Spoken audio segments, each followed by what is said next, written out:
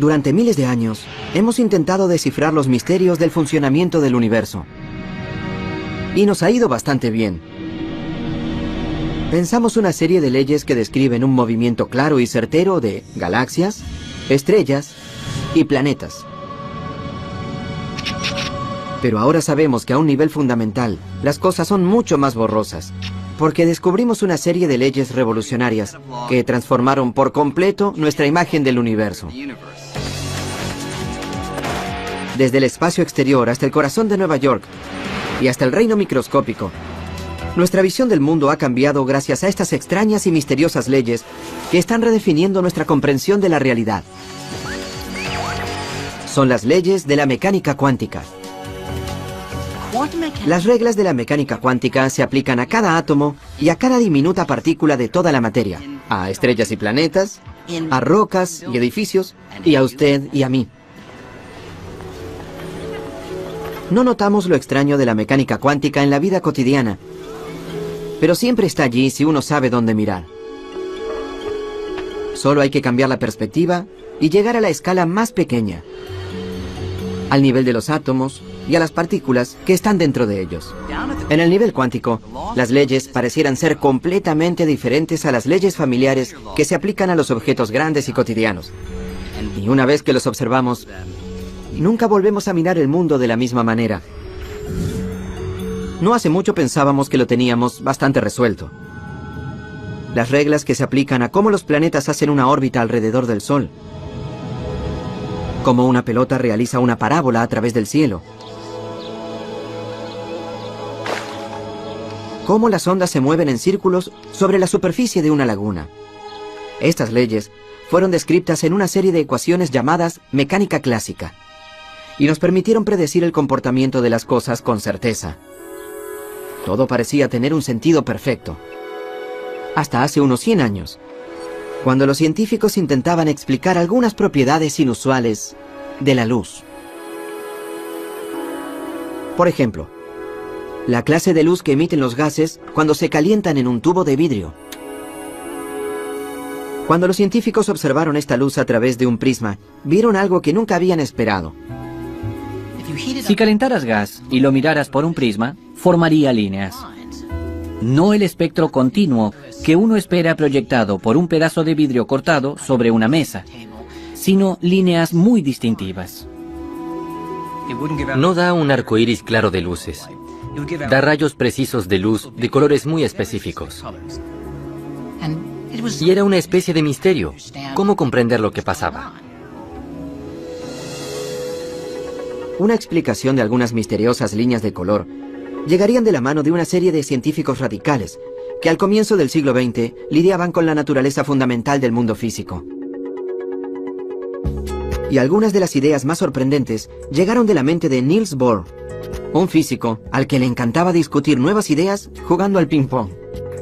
Bohr estaba convencido de que la respuesta al misterio estaba en el corazón de la materia, en la estructura del átomo.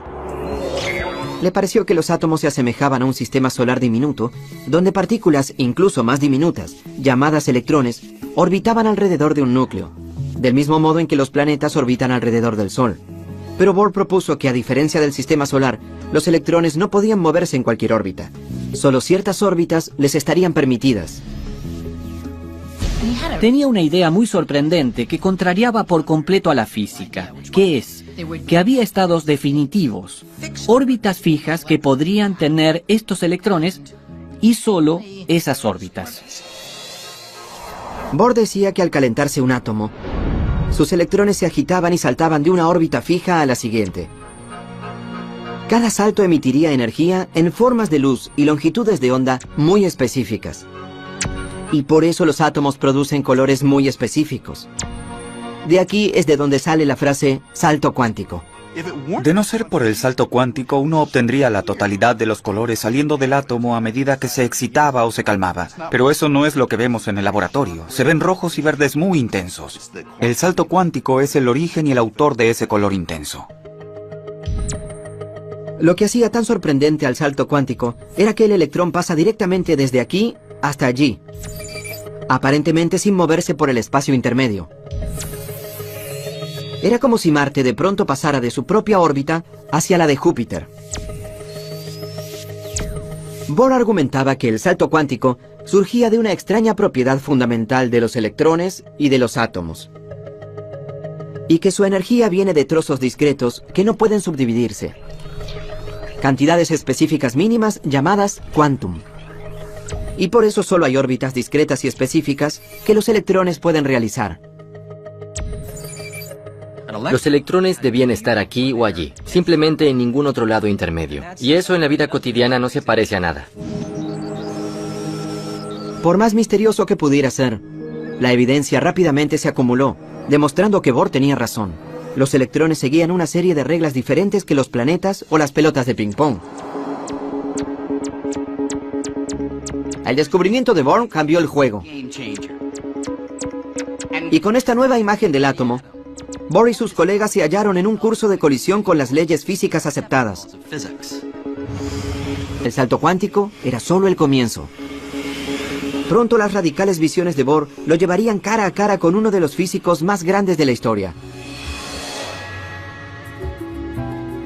Albert Einstein no le temía a las nuevas ideas. Pero durante los años 20, el mundo de la mecánica cuántica comenzó a virar en una dirección en la que Einstein no quería ir. Una dirección que se desviaba por completo de las predicciones absolutas y definitivas, que eran el sello de la física clásica.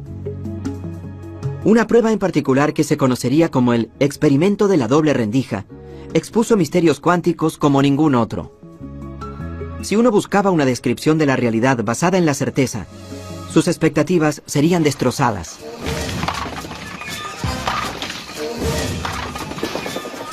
Podemos obtener una imagen bastante clara de este experimento y de cómo altera dramáticamente nuestra imagen de la realidad, realizando un experimento similar.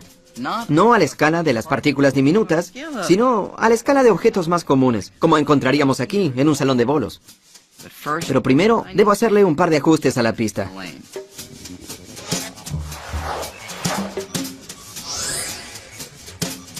Uno esperaría que si hago rodar algunas de estas bolas por la pista, o bien nos detendrá la barrera, o pasaría por una de las rendijas y golpearíamos la pantalla de atrás.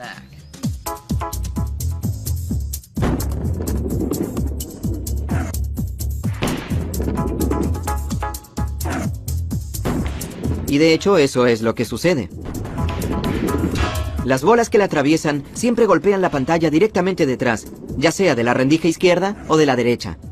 El experimento de la doble rendija era bastante parecido a este, solo que en lugar de bolas de boliche se usan electrones que son miles de millones de veces más pequeños. Pueden imaginárselos así.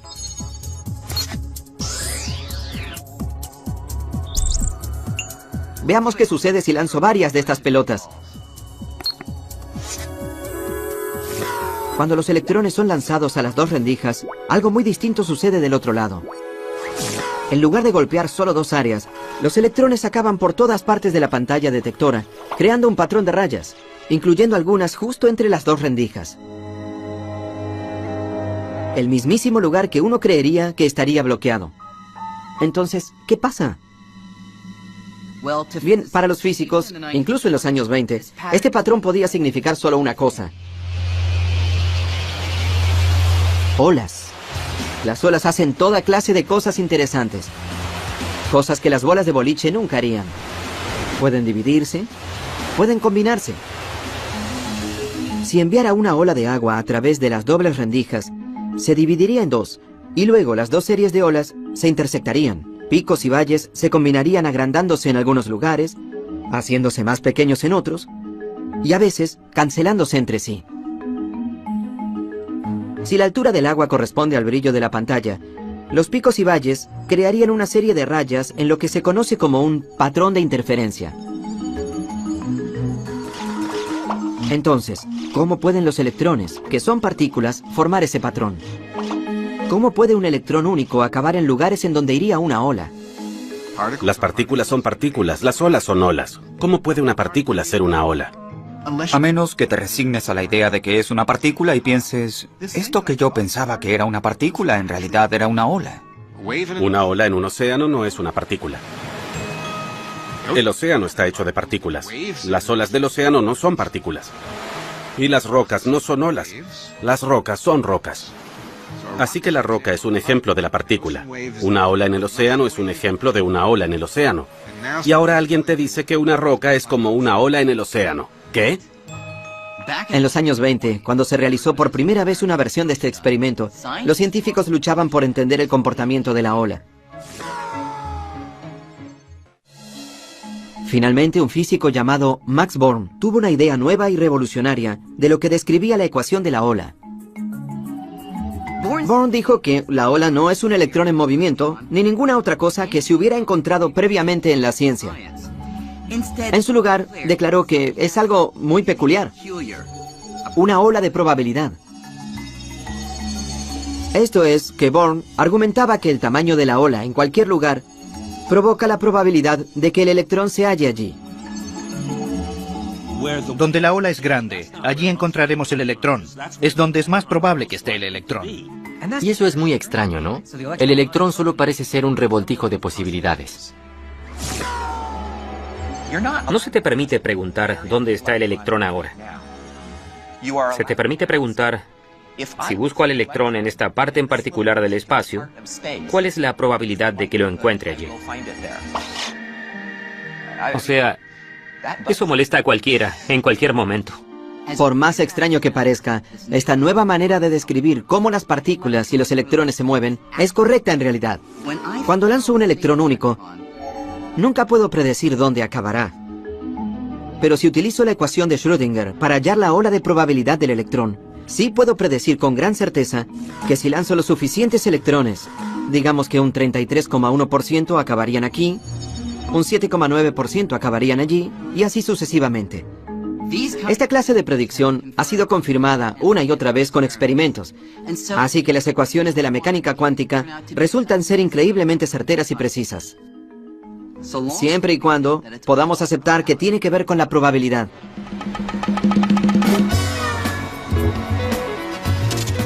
Si creen que la probabilidad quiere decir que están reducidos a adivinar, los casinos de Las Vegas están listos para probar que se equivocan. Intenten en cualquiera de estos juegos de azar y verán el poder de la probabilidad. Digamos que hago una apuesta de $20 en el 29 en esta mesa de la ruleta.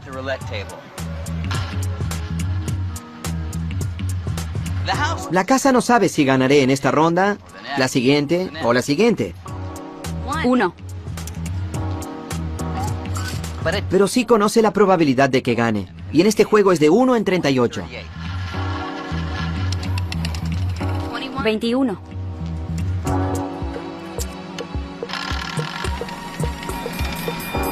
29. Así que a pesar de que gane de vez en cuando, a la larga la casa siempre se lleva más de lo que pierde. El punto es que la casa no tiene que conocer el resultado de ningún juego de naipes, de dados o de la ruleta. Los casinos aún pueden estar confiados de que a lo largo de miles de giros, manos y vueltas, ellos van a ganar. Y pueden predecir con una precisión exquisita exactamente con qué frecuencia. Según la mecánica cuántica, el mundo en sí es un juego de azar muy parecido a este. Toda la materia del universo está compuesta de átomos y partículas subatómicas que siguen las leyes de la probabilidad, no de la certeza. En su base, la naturaleza es descrita por una teoría intrínsecamente probabilística. Y eso va muy en contra de la intuición. Es algo que a muchos les resultaría difícil de aceptar. Una persona a la que le resultaba difícil era Einstein. Einstein no podía creer que la naturaleza fundamental de la realidad, en su nivel más profundo, fuera determinada por el azar. Y esto es lo que Einstein no podía aceptar. Einstein dijo, Dios no juega a los dados. No le gustaba la idea de que no pudiéramos decir con certeza que sucede esto o aquello. Pero muchos otros físicos no estaban tan desalentados por la probabilidad, porque las ecuaciones de la mecánica cuántica les daban el poder de predecir el comportamiento de grupos de átomos y partículas pequeñas con una precisión asombrosa. Antes de lo esperado, ese poder conduciría a algunas grandes invenciones. Láseres, transistores, circuitos integrados, el campo entero de la electrónica. A pesar de todos estos triunfos, la mecánica cuántica sigue siendo profundamente misteriosa. Hace que todo esto funcione. Pero aún no respondimos preguntas básicas formuladas por Albert Einstein en los años 20 y 30. Preguntas con respecto a la probabilidad y a la medida, el acto de la observación. Para Niels Bohr, la medición lo cambia todo. Creía que antes de medir o observar una partícula, sus características eran inciertas. Por ejemplo, un electrón en el experimento de la doble rendija. Antes de que el detector de atrás pueda señalar su ubicación, podría estar casi en cualquier lado con un rango enorme de posibilidades. Hasta el momento en que lo observas. Y solo en ese momento desaparecerá la incertidumbre de la ubicación. Según el enfoque de Bohr de la mecánica cuántica, cuando se mide una partícula, el acto de la medida obliga a la partícula a renunciar a todos los otros lugares posibles donde podría haber estado y selecciona una ubicación definitiva donde encontrarla. El acto de la medida es lo que obliga a las partículas a tomar esa decisión. Niels Bohr aceptó que la naturaleza de la realidad era intrínsecamente borrosa, pero Einstein no. Él creía en la certeza no solo cuando algo se mide o se observa, sino todo el tiempo. Como dijo Einstein, a mí me gusta pensar que la luna está allí, incluso cuando no la estoy mirando.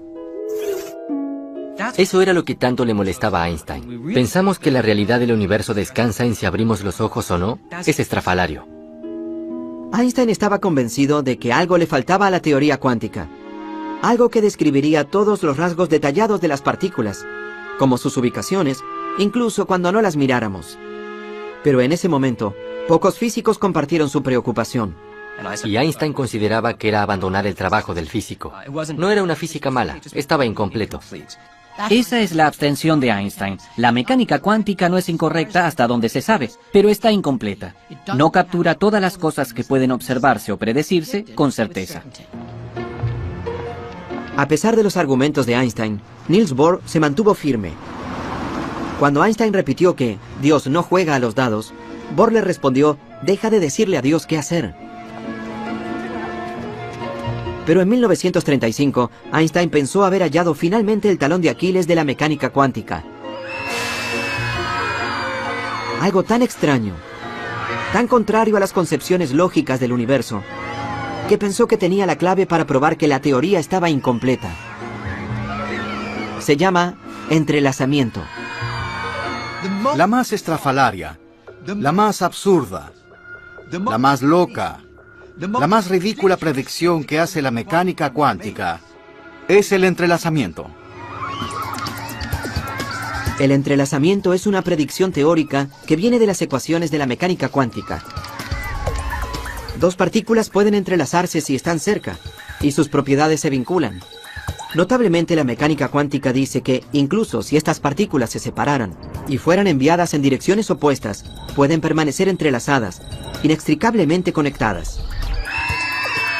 Para comprender lo profundamente extraño que es esto, consideremos una propiedad de los electrones llamada spin. A diferencia de la peonza, el spin de un electrón, al igual que otras cualidades del electrón, por lo general es borrosa e incierta hasta el momento en que se mide. Y al hacerlo veremos que gira en el sentido de las agujas del reloj o en el sentido contrario a las agujas del reloj. Es parecido a esta ruleta. Cuando deje de girar acabará azarosamente en el rojo o en el azul.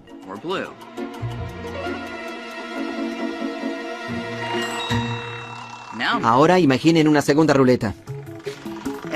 Si estas dos ruletas se comportan como dos electrones entrelazados, entonces, cada vez que uno acabe en el rojo, está garantizado que el otro acabará en el azul. Y viceversa. Ahora, como las ruletas no están entrelazadas, que suceda eso sería sospechoso. Pero la mecánica cuántica de Niels Bohr y sus colegas llegaron incluso más lejos, prediciendo que si una del par estaba lejos, incluso en la luna, sin cables ni transmisores que las conecten, aun si miráramos una y la encontráramos en rojo, la otra seguramente estaría en azul. En otras palabras, si midiéramos una partícula aquí, no solo la afectaríamos a ella, sino que la medida también afectaría a su compañera entrelazada, sin importar lo distante que esté. Para Einstein, Esta clase de conexión rara y de alto rango entre ruletas que giran o partículas era tan absurda que la llamó fantasmagórica. Acción fantasmal a distancia. Lo sorprendente es que cuando mides una partícula, afectas el estado de la otra partícula. Cambias su estado. No hay fuerzas o poleas ni cables de teléfono. No hay nada que las conecte. ¿Cómo puede ser que mi acción aquí se relacione con lo que sucede allí? Así que no hay modo en la que puedan comunicarse entre sí. Así que es completamente estrafalario. Y es algo de lo que Einstein se dio cuenta en 1935. Einstein no podía aceptar que el entrelazamiento funcionara de esta manera, convenciéndose de que solo la matemática era rara, no la realidad. Aceptaba que las partículas entrelazadas pudieran existir, pero pensaba que había una explicación más sencilla de por qué estaban vinculadas que no involucrara una conexión misteriosa a larga distancia. En su lugar insistía en que las partículas entrelazadas eran más parecidas a un par de guantes. Imaginen que alguien separa los dos guantes poniendo a cada uno en una maleta. Luego, esa persona me entrega una de esas maletas y envía la otra maleta a la Antártida.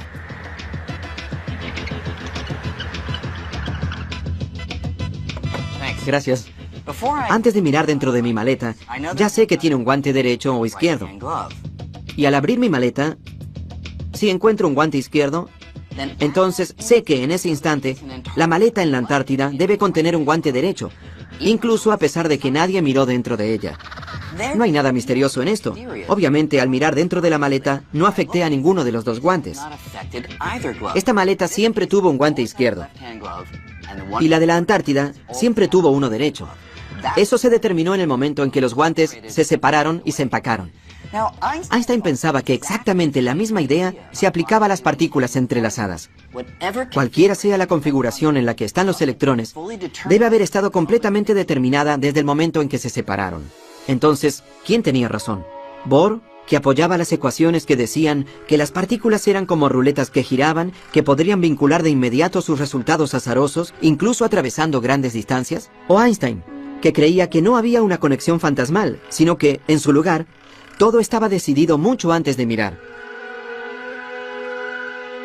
El gran desafío era resolver quién tenía razón, si Bohr o Einstein. Einstein dice que una partícula tiene un spin definitivo antes de medirlo. ¿Cómo se verifica?, se le dice a Einstein. Dice, pues mídalo y encontrará el spin definitivo. Bohr diría, pero es el acto de medirlo lo que hizo que el spin tenga ese estado definitivo. Nadie sabía cómo resolver el problema.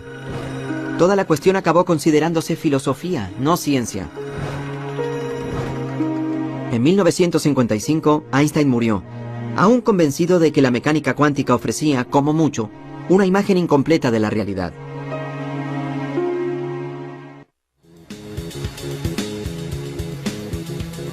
En 1967, en la Universidad de Columbia, la misión de Einstein de desafiar a la mecánica cuántica fue asumida por un recluta insólito.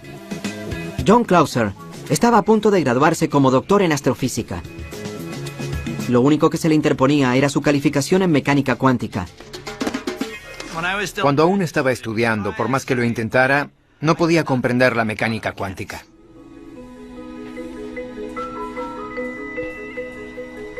Clauser se preguntó si Einstein podría estar en lo cierto cuando hizo un descubrimiento que cambió su vida. Era una publicación poco conocida de un físico irlandés, también poco conocido, llamado John Bell.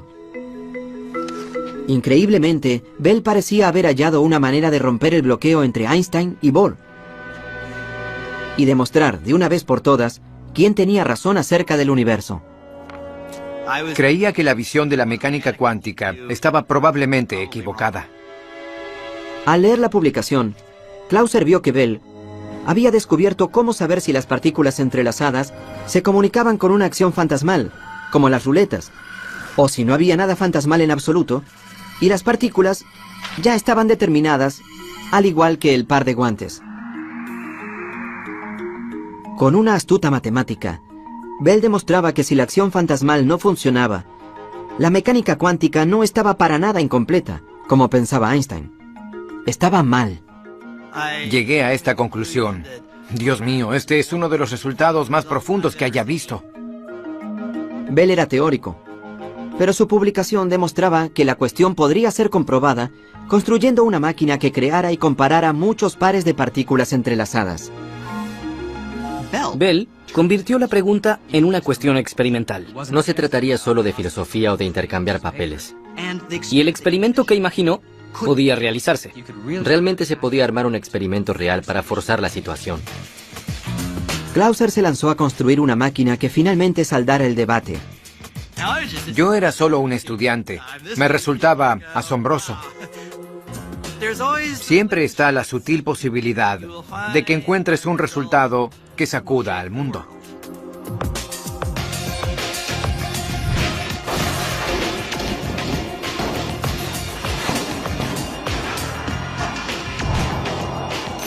La máquina de Clauser podía medir miles de pares de partículas entrelazadas y compararlas en muchas direcciones diferentes.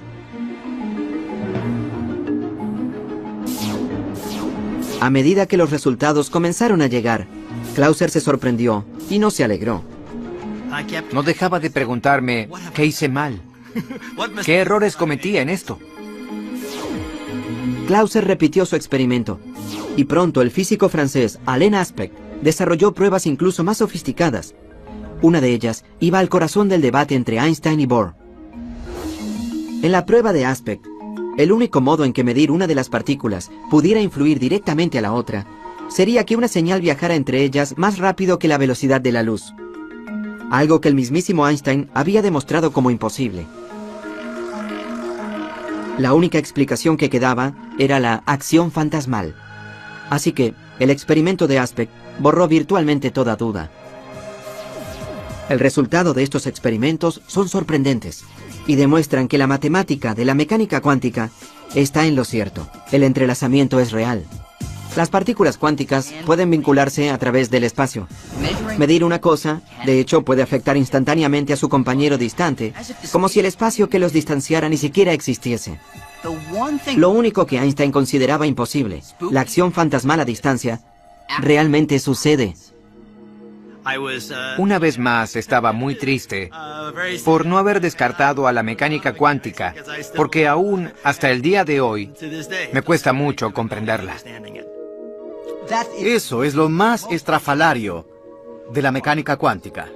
Es imposible siquiera comprender. Ni siquiera me pregunten por qué. No me pregunten, aunque lo harán, cómo funciona. Porque es una pregunta ilegal. Solo podemos decir que aparentemente esa es la manera en que funciona el mundo.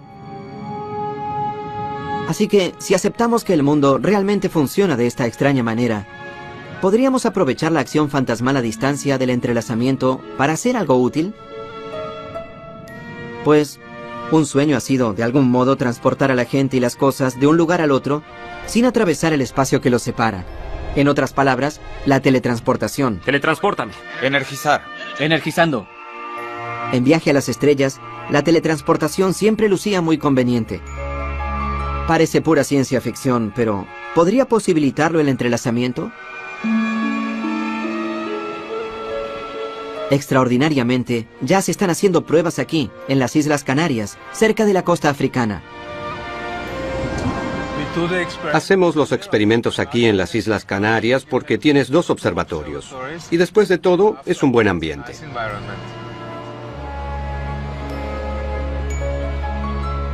Anton Zeilinger está lejos de teletransportarse como cualquier otro humano. Pero sí intenta usar el entrelazamiento cuántico para teletransportar pequeñas partículas individuales. En este caso, fotones, partículas de luz. Funciona así.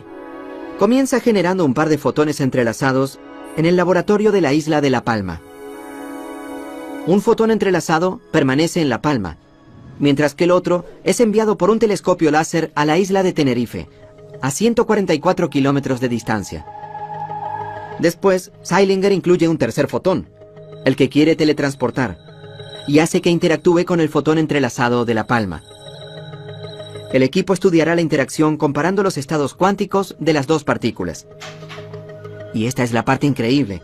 Por la acción fantasmal, el equipo podrá usar esa comparación para transformar al fotón entrelazado en la isla distante en una copia idéntica de ese tercer fotón. Sería como si el tercer fotón se teletransportara a través del mar sin atravesar el espacio entre las islas. Extraemos la información que lleva el original y hacemos un nuevo original allí. Utilizando esta técnica en otros lugares, Zeilinger ha teletransportado con éxito miles de partículas. Pero, ¿podría ir esto incluso más lejos? Ya que estamos hechos de partículas, ¿podría este proceso hacer posible la teletransportación humana?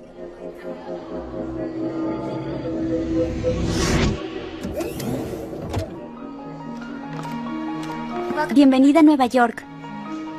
Digamos que quiero ir a almorzar a París. Pues, en teoría, el entrelazamiento podría algún día hacer que eso sea posible. Esto es lo que necesito. Una cámara de partículas aquí en Nueva York que esté entrelazada con otra cámara de partículas en París. Por aquí, señor Green. Entraría a una cápsula que sería como un escáner o una máquina de fax. Mientras el aparato escanea la gran cantidad de partículas en mi cuerpo, más partículas que estrellas en el universo observable, a la vez escanea las partículas de la otra cámara y crea una lista que compara el estado cuántico de ambas series de partículas. Y aquí es donde entra en juego el entrelazamiento. Por la acción fantasmal a distancia, esa lista también revela cómo el estado original de mis partículas se relaciona con el estado de las partículas en París. A continuación, la operadora envía esa lista a París. Allí usan los datos para reconstruir el estado cuántico exacto de cada una de mis partículas y un nuevo yo se materializa.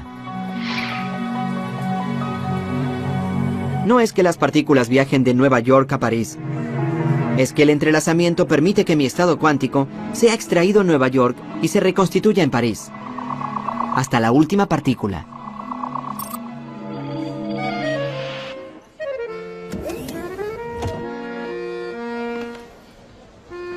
Bonjour, Monsieur Green. Hola. Así que aquí estoy, en París. Una réplica exacta de mí mismo. Y mejor que sea así, porque medir el estado cuántico de todas mis partículas en Nueva York ha destruido a mi yo original. En el protocolo de teletransportación cuántica, se requiere que lo que sea transportado sea destruido en el proceso. Y genera algo de angustia, porque supongo que acabaría siendo un conjunto de neutrones, protones y electrones. No lucirías muy bien. Hoy estamos lejos de la teletransportación humana, pero la posibilidad provoca la pregunta. ¿El Brian Greene que llega a París, soy realmente yo? Pues no debería haber ninguna diferencia entre el viejo yo de Nueva York y el nuevo yo aquí en París. Y la razón es que, según la mecánica cuántica, no son las partículas físicas lo que hacen que yo sea yo, sino la información que contienen estas partículas. Y esa información fue teletransportada exactamente. Todos los trillones y trillones de partículas que componen mi cuerpo. Es un tema filosófico muy profundo. Si lo que llega a la estación de recepción es el original o no. Mi postura es que con original nos referimos a algo que tenga todas las propiedades del original. Y si este es el caso, sí es el original. Yo no me metería en esa máquina. Ya sea que la teletransportación humana alguna vez se vuelva o no una realidad, la falta de certeza de la mecánica cuántica tiene toda clase de aplicaciones prácticas. Aquí en el MIT, Seth Lloyd es uno de los muchos investigadores que intentan aprovechar la mecánica cuántica de maneras poderosas y nuevas. La mecánica cuántica es rara, tan solo es así. Así que la vida nos está dando limones raros. ¿Podemos hacer limonada rara con esto? La limonada rara de Lloyd llega en forma de una computadora cuántica. Estas son las entrañas de una computadora cuántica. Este invento de oro y bronce puede no lucir nada parecido a una computadora familiar, pero en su corazón habla el mismo idioma. Código binario. Un lenguaje de computadora compuesto por ceros y unos llamados bits. El trozo más pequeño de información es un bit. Y lo que hace la computadora es sencillamente reducir la información a sus trozos más pequeños y luego combinarlos muy rápidamente. Esta computadora cuántica habla en bits, pero a diferencia de un bit convencional, que en cualquier momento puede ser un 0 o un 1, un bit cuántico es mucho más flexible.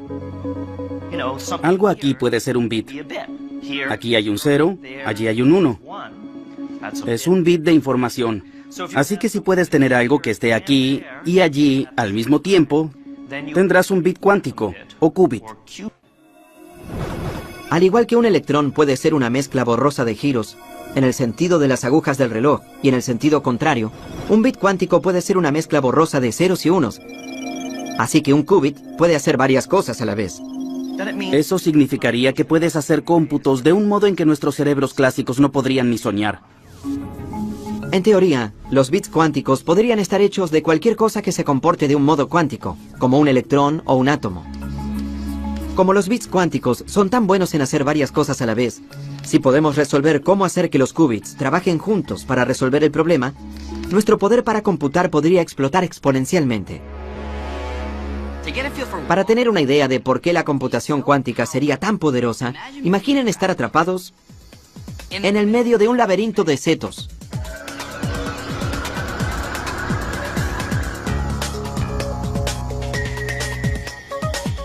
Lo que uno quiere es hallar la salida lo más rápido posible. El problema es que hay muchas opciones. Y solo puedo probarlas una por vez. Esto significa que voy a llegar a muchos resultados infructuosos. Iré a muchos callejones sin salidas. Y daré muchas vueltas equivocadas antes de finalmente tener suerte y encontrar la salida. Y así es como resuelven los problemas las computadoras de hoy. Aunque lo hacen muy rápidamente, solo realizan una tarea a la vez. Del mismo modo, yo solo puedo investigar un camino a la vez en el laberinto. Pero si pudiera probar todas las posibilidades a la vez, sería diferente. Y así es como funciona la computación cuántica. Ya que las partículas pueden, de algún modo, estar en varios lugares a la vez, la computadora podría investigar una enorme cantidad de caminos o soluciones a la vez y encontrar la correcta en un parpadeo. Un laberinto como este solo tiene un número limitado de caminos que explorar, así que una computadora convencional podría encontrar la salida bastante rápido. Pero imaginen un problema con millones o miles de millones de variables, como predecir el clima con mucha antelación. Podríamos predecir desastres naturales como terremotos o tornados. Resolver esta clase de problemas ahora sería imposible, porque se necesitaría una computadora ridículamente enorme. Pero una computadora cuántica podría hacer este trabajo con solo algunos cientos de átomos. Así que el cerebro de esa computadora sería más pequeño que un grano de arena. Sin dudas, estamos mejorando cada vez más en aprovechar el poder del mundo cuántico. Y quién sabe a dónde podría llevarnos. Pero no podemos olvidar que en el corazón de esta teoría que nos ha dado tanto, sigue habiendo un enorme agujero. Todo lo raro del nivel cuántico, a la escala de átomos y partículas, ¿a dónde se dirige? ¿Por qué las cosas en el mundo cuántico pueden permanecer en un estado de incertidumbre, aparentemente estando un poco aquí y un poco allí? Mientras que tú y yo, que, después de todo, estamos hechos de átomos y partículas, parecemos estar siempre atascados en un estado único y definitivo. Nosotros siempre estamos o aquí o allí. Niels Bohr no ofrecía una explicación real de por qué toda la rareza del mundo cuántico pareciera desaparecer a medida que las cosas aumentan de tamaño. Por más poderosa y precisa que la mecánica cuántica ha probado ser, los científicos siguen luchando para resolver esto. Algunos creen que falta un detalle en las ecuaciones de la mecánica cuántica. Así que, a pesar de que hay múltiples posibilidades en el mundo de lo diminuto, los detalles que faltan ajustarían los números en nuestro ascenso de átomos a objetos en el mundo grande para que se haga claro que todas, excepto una de esas posibilidades, desaparezcan y den un único y certero resultado. Otros físicos creen que todas las otras posibilidades que existen en el mundo cuántico no desaparecen nunca. En su lugar, cada posibilidad posible sucede. solo que la mayoría sucede en otros universos, paralelos al nuestro. Es una idea alucinante, pero la realidad podría ir más allá del universo único que vemos todos, y estar constantemente ramificándose, creando nuevos mundos alternativos donde todas las posibilidades se desarrollan. Esta es la frontera de la mecánica cuántica, y nadie sabe a dónde nos llevará. El mismísimo hecho de que nuestra realidad sea más grandiosa, mucho más extraña y misteriosa de lo que pensábamos, es para mí también muy hermosa e imponente. La belleza de la ciencia es que permite aprender cosas que van más allá de tus más grandes sueños. Y la mecánica cuántica es el epítome de eso. Después de aprender mecánica cuántica, nunca vuelves a ser el mismo. Por más extraña que pudiera ser la mecánica cuántica, lo que es claro ahora es que no hay barreras entre los mundos de lo pequeño y de lo grande. En su lugar, estas leyes se aplican en todos lados. Y es solo que los rasgos raros son más aparentes cuando las cosas son pequeñas. Así que el descubrimiento de la mecánica cuántica ha revelado una realidad, nuestra realidad, que es tan asombrosa como emocionante, y nos acercó mucho más a entender por completo la tela del cosmos.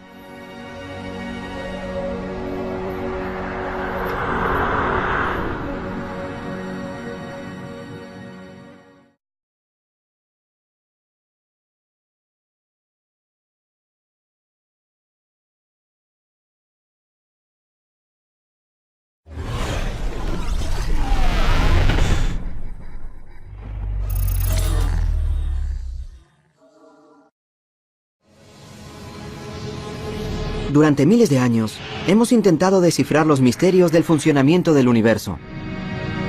Y nos ha ido bastante bien. Pensamos una serie de leyes que describen un movimiento claro y certero de galaxias, estrellas y planetas. Pero ahora sabemos que a un nivel fundamental, las cosas son mucho más borrosas, porque descubrimos una serie de leyes revolucionarias que transformaron por completo nuestra imagen del universo. Desde el espacio exterior hasta el corazón de Nueva York y hasta el reino microscópico, nuestra visión del mundo ha cambiado gracias a estas extrañas y misteriosas leyes que están redefiniendo nuestra comprensión de la realidad. Son las leyes de la mecánica cuántica. Las reglas de la mecánica cuántica se aplican a cada átomo y a cada diminuta partícula de toda la materia, a estrellas y planetas, a rocas y edificios, y a usted y a mí. No notamos lo extraño de la mecánica cuántica en la vida cotidiana, pero siempre está allí si uno sabe dónde mirar. Solo hay que cambiar la perspectiva y llegar a la escala más pequeña, al nivel de los átomos y a las partículas que están dentro de ellos. En el nivel cuántico, las leyes parecieran ser completamente diferentes a las leyes familiares que se aplican a los objetos grandes y cotidianos, por completo de las predicciones absolutas y definitivas, que eran el sello de la física clásica. Una prueba en particular que se conocería como el experimento de la doble rendija expuso misterios cuánticos como ningún otro. Si uno buscaba una descripción de la realidad basada en la certeza, sus expectativas serían destrozadas.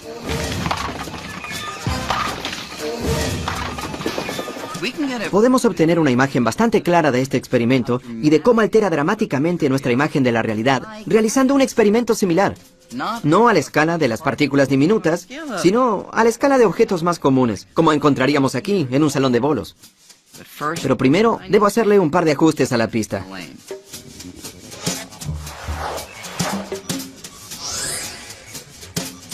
Uno esperaría que si hago rodar algunas de estas bolas por la pista, o bien nos detendrá la barrera, o pasaría por una de las rendijas y golpearíamos la pantalla de atrás.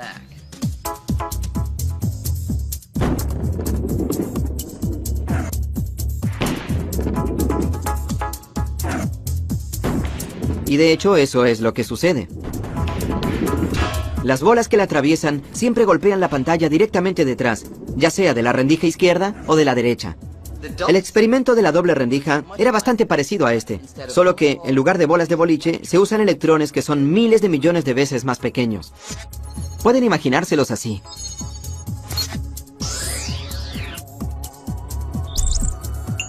Veamos qué sucede si lanzo varias de estas pelotas. Dianos. Y una vez que los observamos, nunca volvemos a mirar el mundo de la misma manera. No hace mucho pensábamos que lo teníamos bastante resuelto. Las reglas que se aplican a cómo los planetas hacen una órbita alrededor del Sol. Cómo una pelota realiza una parábola a través del cielo. Cómo las ondas se mueven en círculos sobre la superficie de una laguna. Estas leyes fueron descritas en una serie de ecuaciones llamadas mecánica clásica, y nos permitieron predecir el comportamiento de las cosas con certeza. Todo parecía tener un sentido perfecto. Hasta hace unos 100 años, cuando los científicos intentaban explicar algunas propiedades inusuales de la luz. Por ejemplo, la clase de luz que emiten los gases cuando se calientan en un tubo de vidrio. Cuando los científicos observaron esta luz a través de un prisma, vieron algo que nunca habían esperado. Si calentaras gas y lo miraras por un prisma, formaría líneas. No el espectro continuo que uno espera proyectado por un pedazo de vidrio cortado sobre una mesa, sino líneas muy distintivas. No da un arco iris claro de luces.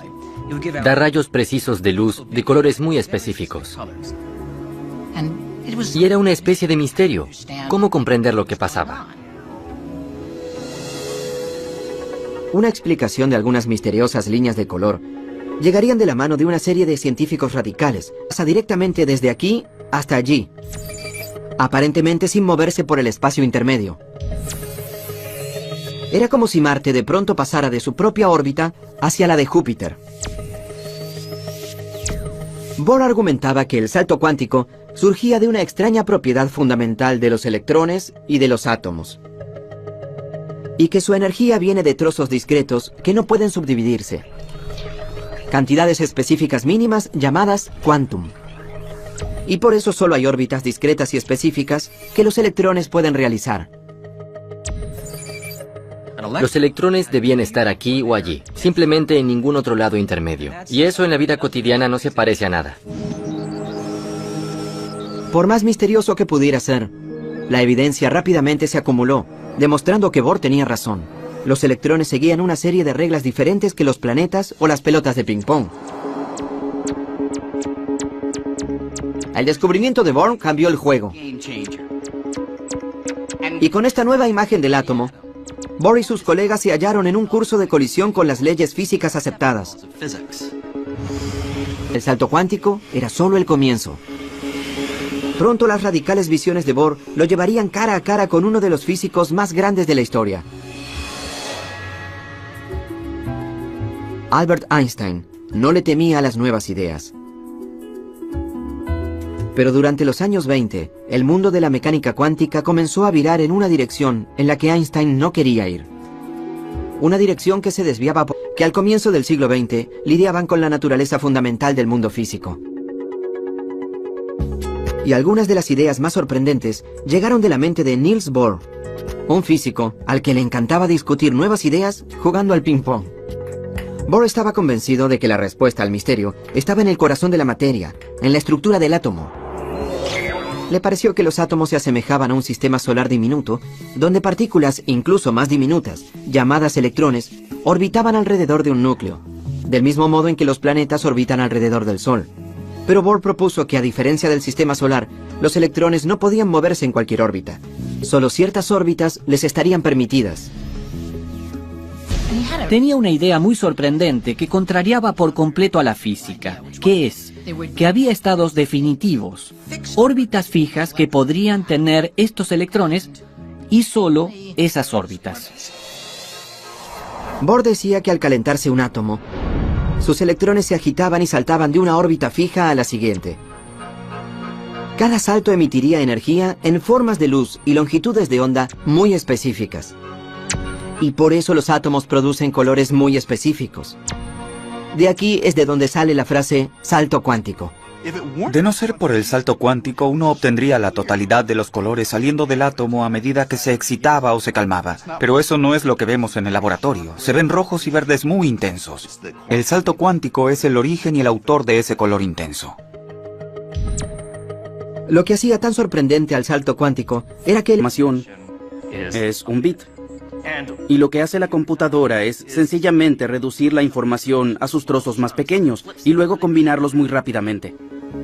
Esta computadora cuántica habla en bits, pero a diferencia de un bit convencional, que en cualquier momento puede ser un 0 o un 1, un bit cuántico es mucho más flexible. Algo aquí puede ser un bit. Aquí hay un 0, allí hay un 1. Es un bit de información. Así que si puedes tener algo que esté aquí y allí al mismo tiempo, tendrás un bit cuántico o qubit. Al igual que un electrón puede ser una mezcla borrosa de giros, en el sentido de las agujas del reloj y en el sentido contrario, un bit cuántico puede ser una mezcla borrosa de ceros y unos. Así que un qubit puede hacer varias cosas a la vez. Eso significaría que puedes hacer cómputos de un modo en que nuestros cerebros clásicos no podrían ni soñar. En teoría, los bits cuánticos podrían estar hechos de cualquier cosa que se comporte de un modo cuántico, como un electrón o un átomo.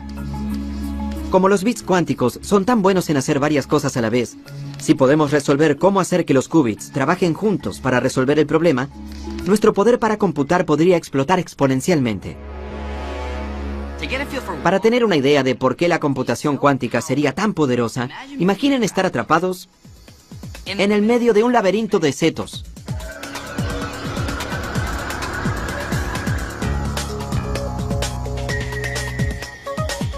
Lo que uno quiere es hallar la salida lo más rápido posible. El problema es que hay muchas opciones.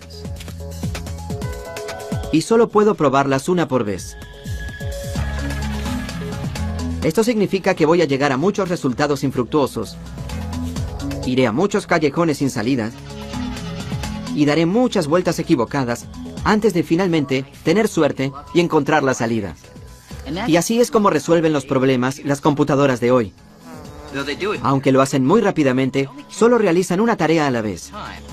Del mismo modo, yo solo puedo investigar un camino a la vez en el laberinto. Pero si pudiera probar todas las posibilidades a la vez, sería diferente. Y así es como funciona la computación cuántica.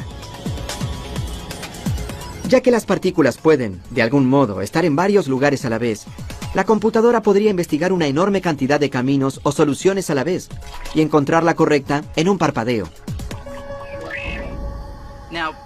Un laberinto como este solo tiene un número limitado de caminos que explorar, así que una computadora convencional podría encontrar la salida bastante rápido.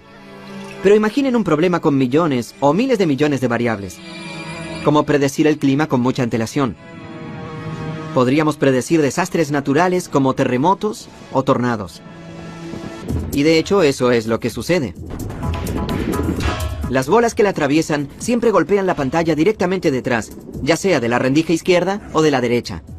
El experimento de la doble rendija era bastante parecido a este, solo que en lugar de bolas de boliche se usan electrones que son miles de millones de veces más pequeños. Pueden imaginárselos así.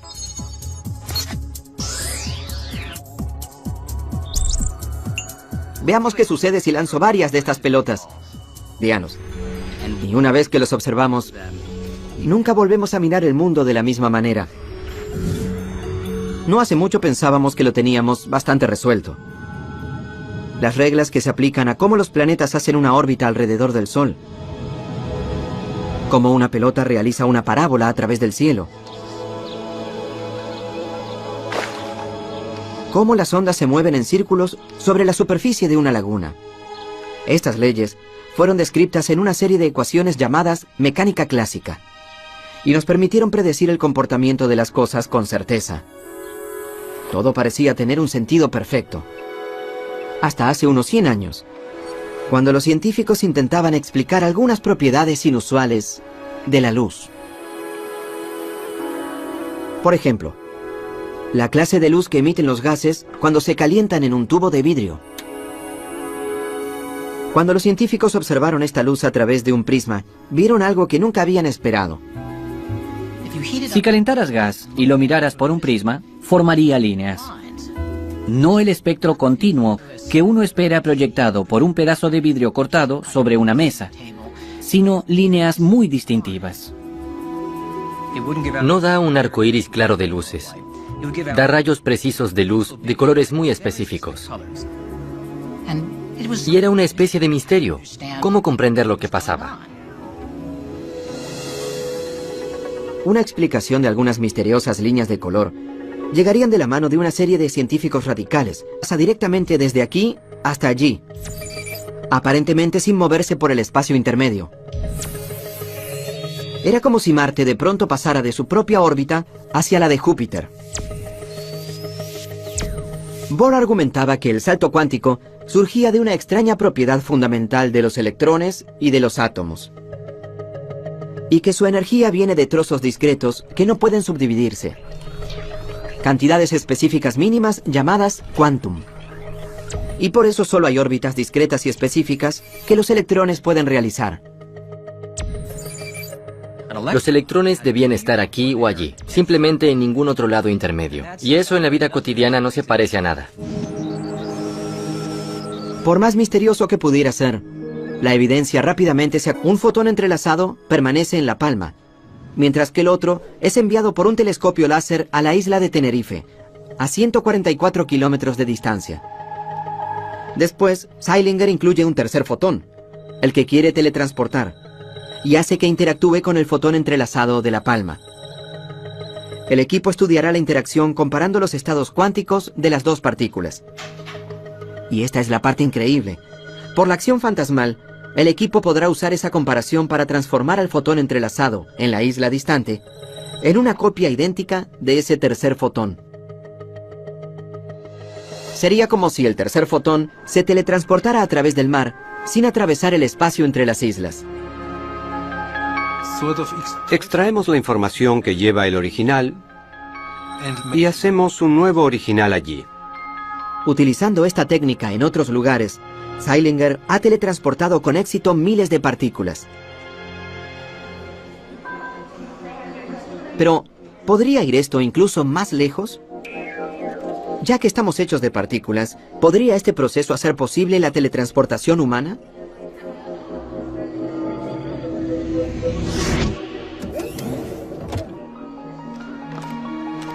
Bienvenida a Nueva York. Digamos que quiero ir a almorzar a París. Pues, en teoría, el entrelazamiento podría algún día hacer que eso sea posible. Esto es lo que necesito. Una cámara de partículas aquí en Nueva York que esté entrelazada con otra cámara de partículas en París. Por aquí, señor Green. Entraría a una cápsula que sería como un escáner o una máquina de fax.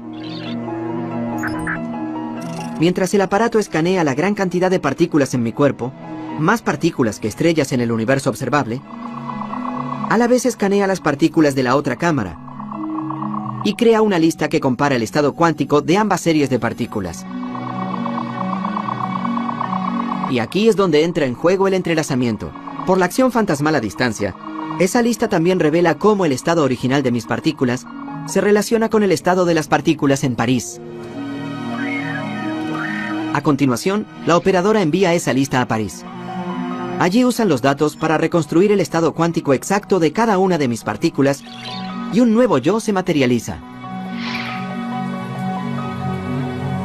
No es que las partículas viajen de Nueva York a París. Es que el entrelazamiento permite que mi estado cuántico sea extraído en Nueva York y se reconstituya en París. Hasta la última partícula.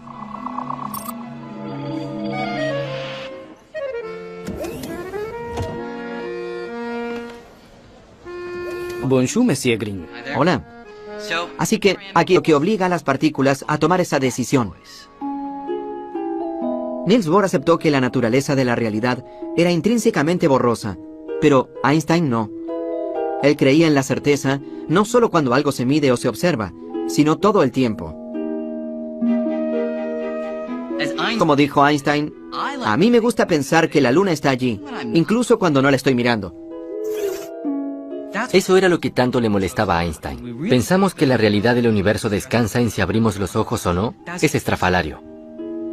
Einstein estaba convencido de que algo le faltaba a la teoría cuántica. Algo que describiría todos los rasgos detallados de las partículas, como sus ubicaciones, incluso cuando no las miráramos. Pero en ese momento, pocos físicos compartieron su preocupación. Y Einstein consideraba que era abandonar el trabajo del físico. No era una física mala, estaba incompleto. Esa es la abstención de Einstein. La mecánica cuántica no es incorrecta hasta donde se sabe, pero está incompleta. No captura todas las cosas que pueden observarse o predecirse con certeza. A pesar de los argumentos de Einstein, Niels Bohr se mantuvo firme. Cuando Einstein repitió que Dios no juega a los dados, Bohr le respondió: deja de decirle a Dios qué hacer. Pero en 1935, Einstein pensó haber hallado finalmente el talón de Aquiles de la mecánica cuántica. Algo tan extraño, tan contrario a las concepciones lógicas del universo, que pensó que tenía la clave para probar que la teoría estaba incompleta. Se llama entrelazamiento. La más estrafalaria, la más absurda, la más loca, la más ridícula predicción que hace la mecánica cuántica es el entrelazamiento. El entrelazamiento es una predicción teórica que viene de las ecuaciones de la mecánica cuántica. Dos partículas pueden entrelazarse si están cerca, y sus propiedades se vinculan. Notablemente, la mecánica cuántica dice que, incluso si estas partículas se separaran y fueran enviadas en direcciones opuestas, pueden permanecer entrelazadas, inextricablemente conectadas. Para comprender lo profundamente extraño que es esto, consideremos una propiedad de los electrones llamada spin. A diferencia de la peonza, el spin de un electrón, al igual que otras cualidades del electrón, por lo general es borrosa e incierta hasta el momento en que se mide. Y al hacerlo veremos que gira en el sentido de las agujas del reloj o en el sentido contrario a las agujas del reloj. Es parecido a esta ruleta. Cuando deje de girar acabará azarosamente en el rojo o en el azul.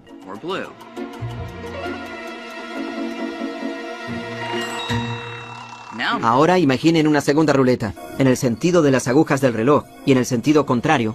Un bit cuántico puede ser una mezcla borrosa de ceros y unos. Así que un qubit puede hacer varias cosas a la vez. Eso significaría que puedes hacer cómputos de un modo en que nuestros cerebros clásicos no podrían ni soñar. En teoría, los bits cuánticos podrían estar hechos de cualquier cosa que se comporte de un modo cuántico, como un electrón o un átomo. Como los bits cuánticos son tan buenos en hacer varias cosas a la vez, si podemos resolver cómo hacer que los qubits trabajen juntos para resolver el problema, nuestro poder para computar podría explotar exponencialmente. Para tener una idea de por qué la computación cuántica sería tan poderosa, imaginen estar atrapados en el medio de un laberinto de setos.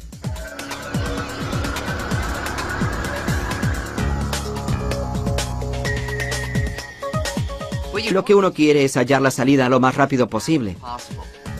El problema es que hay muchas opciones. Y solo puedo probarlas una por vez.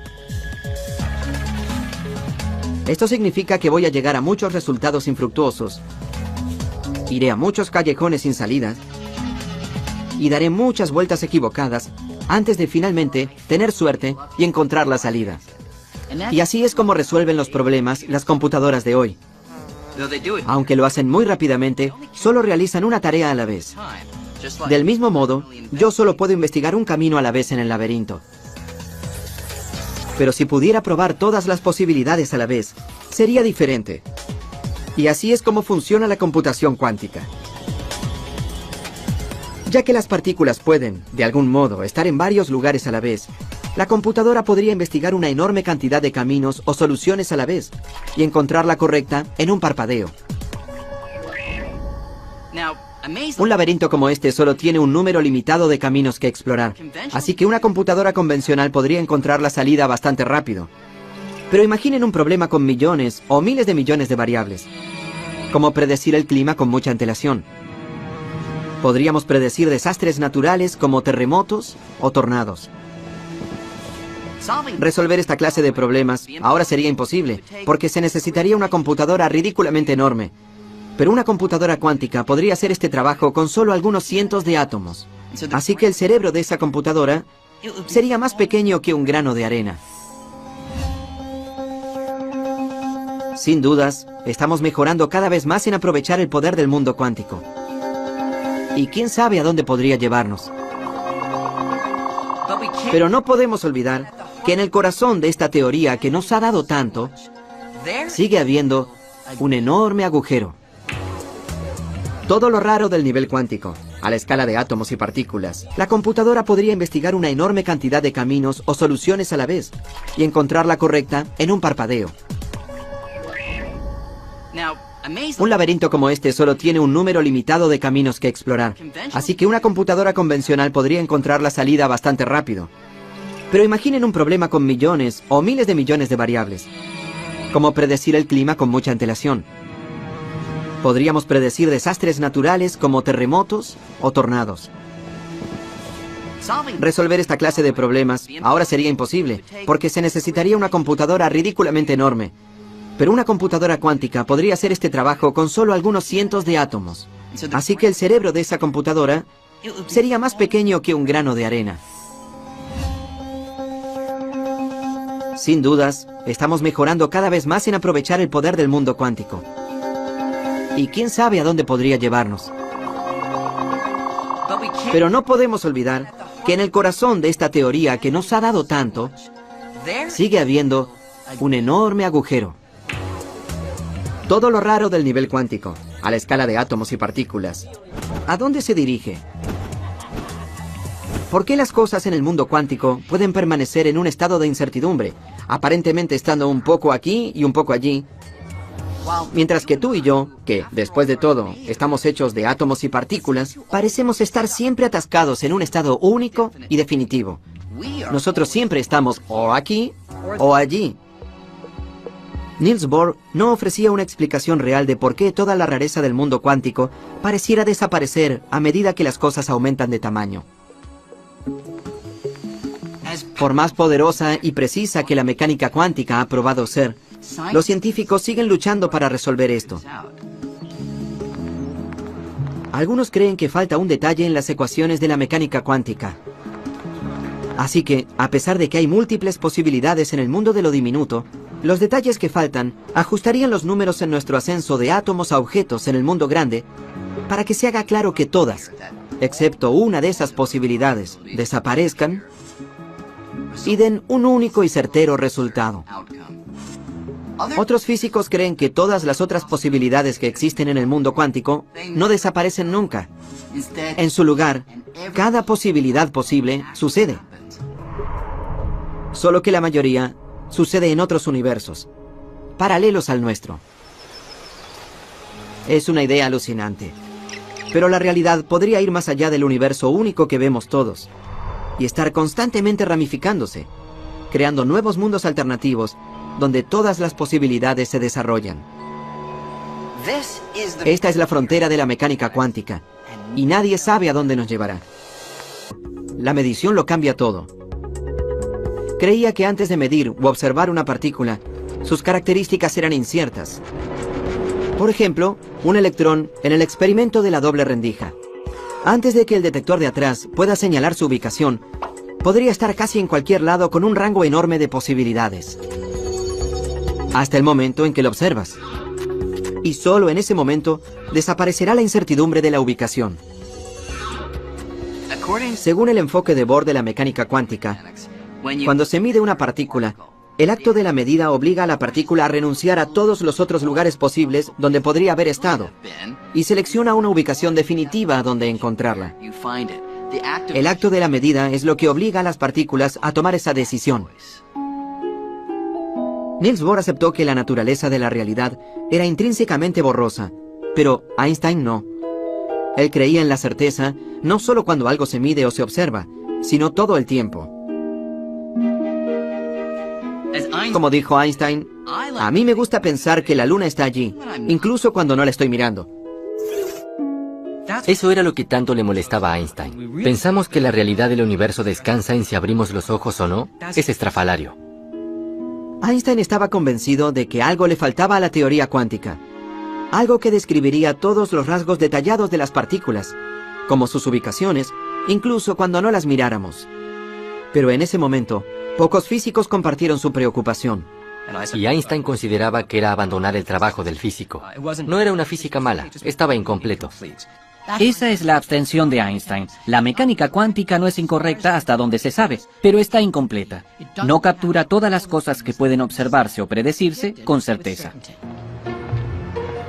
A pesar de los argumentos de Einstein, Niels Bohr se mantuvo firme. Cuando Einstein repitió que Dios no juega a los dados, Bohr le respondió: deja de decirle a Dios qué hacer. Pero en 1935, Einstein pensó haber hallado finalmente el talón de Aquiles de la mecánica cuántica. Algo tan extraño, tan contrario a las concepciones lógicas del universo, que pensó que tenía la clave para probar que la teoría estaba incompleta. Se llama entrelazamiento. La más estrafalaria, la más absurda, la más loca, la más ridícula predicción que hace la mecánica cuántica es el entrelazamiento. El entrelazamiento es una predicción teórica que viene de las ecuaciones de la mecánica cuántica. Dos partículas pueden entrelazarse si están cerca, y sus propiedades se vinculan. Notablemente, la mecánica cuántica dice que, incluso si estas partículas se separaran y fueran más rápido que la velocidad de la luz, algo que el mismísimo Einstein había demostrado como imposible. La única explicación que quedaba era la acción fantasmal. Así que, el experimento de Aspect borró virtualmente toda duda. El resultado de estos experimentos son sorprendentes y demuestran que la matemática de la mecánica cuántica está en lo cierto. El entrelazamiento es real. Las partículas cuánticas pueden vincularse a través del espacio. Medir una cosa, de hecho, puede afectar instantáneamente a su compañero distante, como si el espacio que los distanciara ni siquiera existiese. Lo único que Einstein consideraba imposible, la acción fantasmal a distancia, realmente sucede. Una vez más estaba muy triste por no haber descartado a la mecánica cuántica, porque aún hasta el día de hoy me cuesta mucho comprenderla. Eso es lo más estrafalario de la mecánica cuántica. Es imposible siquiera comprender. Ni siquiera me pregunten por qué. No me pregunten, aunque lo harán, cómo funciona, porque es una pregunta ilegal. Solo podemos decir que aparentemente esa es la manera en que funciona el mundo.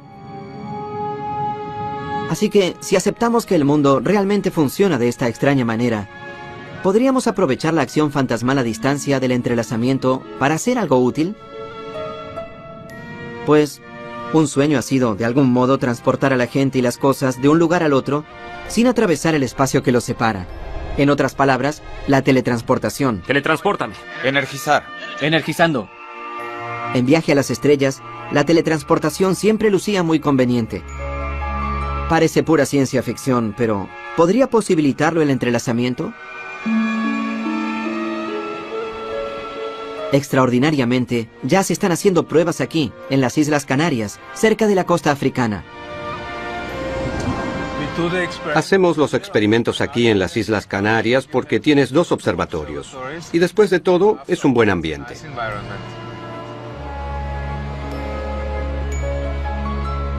Anton Zeilinger está lejos de teletransportarse como cualquier otro humano.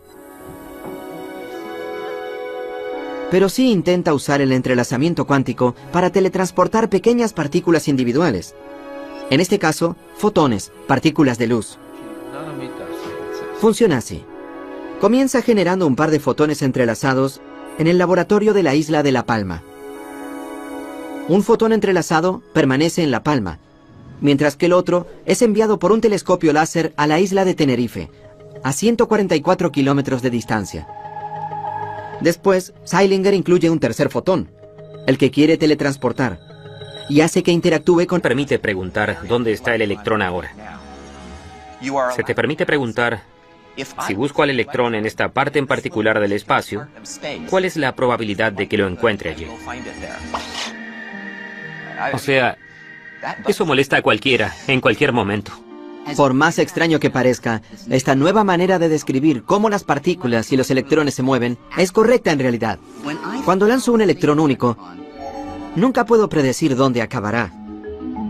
Pero si utilizo la ecuación de Schrödinger para hallar la ola de probabilidad del electrón, sí puedo predecir con gran certeza que si lanzo los suficientes electrones, digamos que un 33,1% acabarían aquí, un 7,9% acabarían allí, y así sucesivamente. Esta clase de predicción ha sido confirmada una y otra vez con experimentos, así que las ecuaciones de la mecánica cuántica resultan ser increíblemente certeras y precisas, siempre y cuando podamos aceptar que tiene que ver con la probabilidad.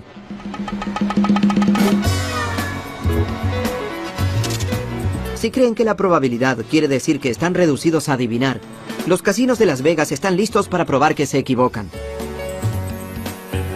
Intenten en cualquiera de estos juegos de azar y verán el poder de la probabilidad.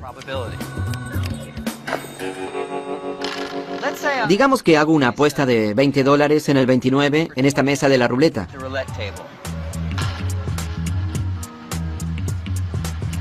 La casa no sabe si ganaré en esta ronda, la siguiente o la siguiente.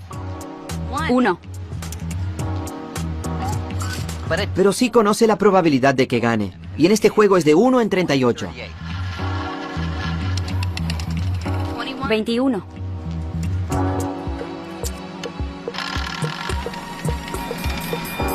29. Así que a pesar de que gane de vez en cuando, a la larga la casa siempre se lleva más de lo que pierde. El punto es que la casa no tiene que conocer el resultado de ningún juego de naipes, de dados o de la ruleta.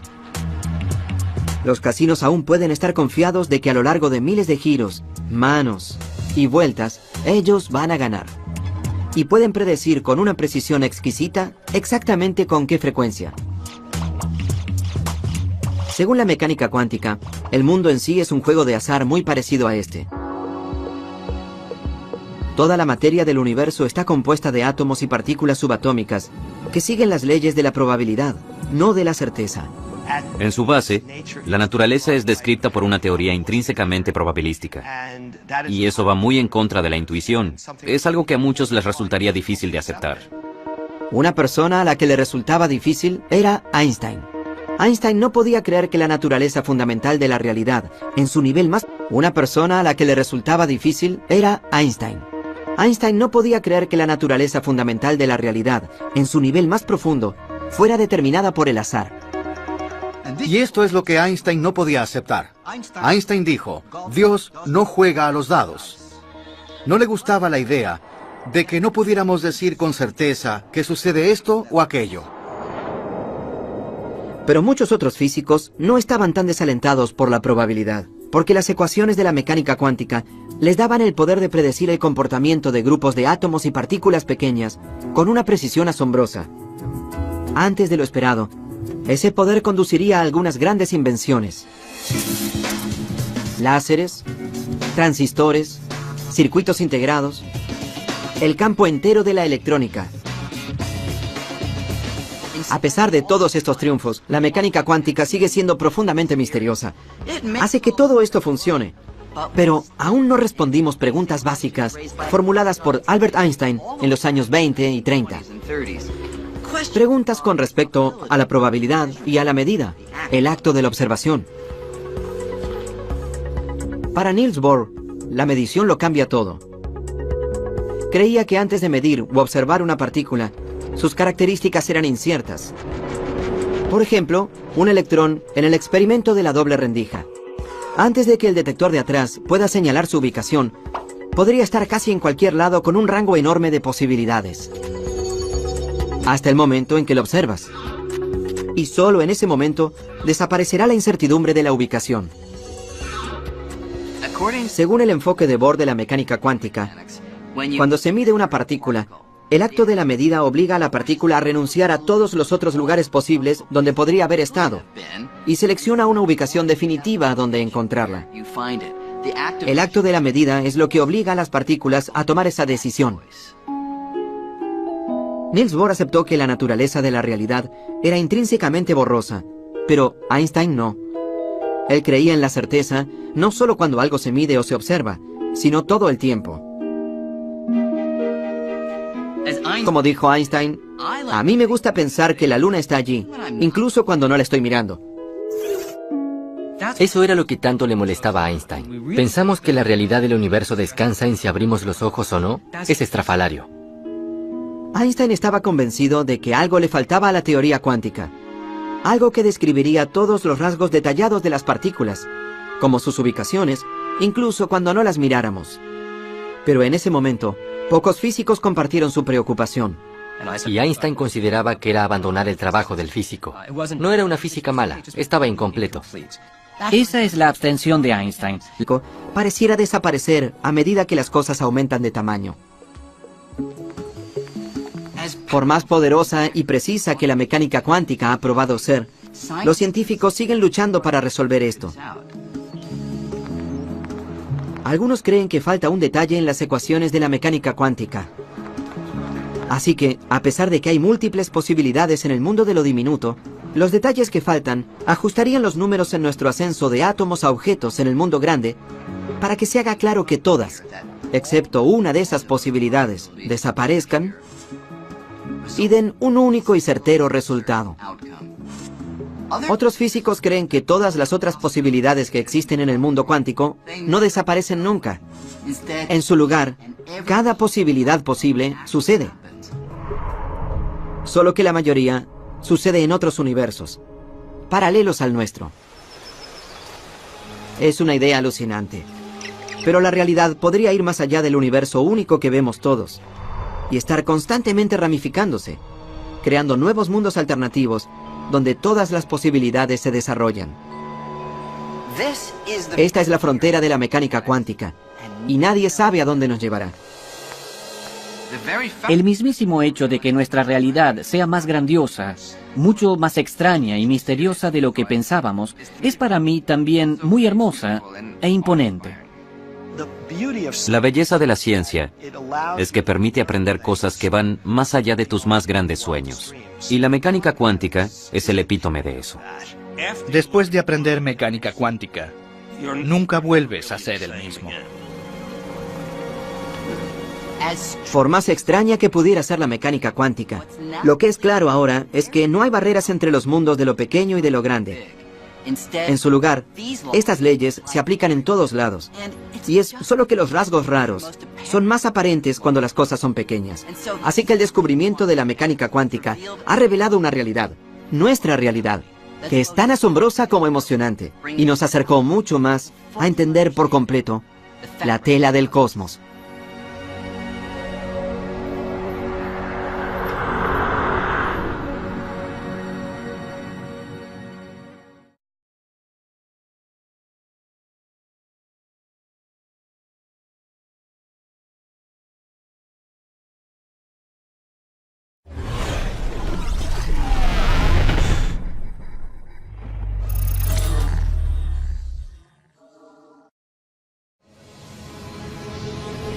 Durante miles de años, hemos intentado descifrar los misterios del funcionamiento del universo. Y nos ha ido bastante bien. Pensamos una serie de leyes que describen un movimiento